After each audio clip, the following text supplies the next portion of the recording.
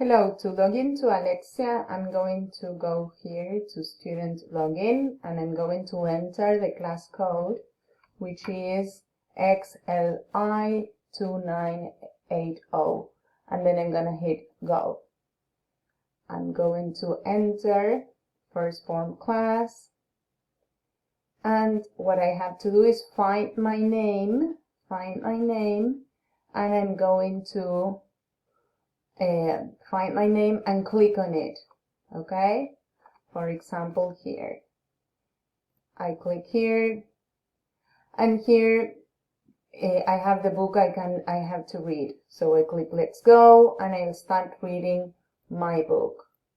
If I don't find my book, if I go to my mailbox, that is this blue bell next to my name, I will find my assignment. Okay, that is the books my teacher has chosen for me. All right, well, that's all. I hope you enjoy it.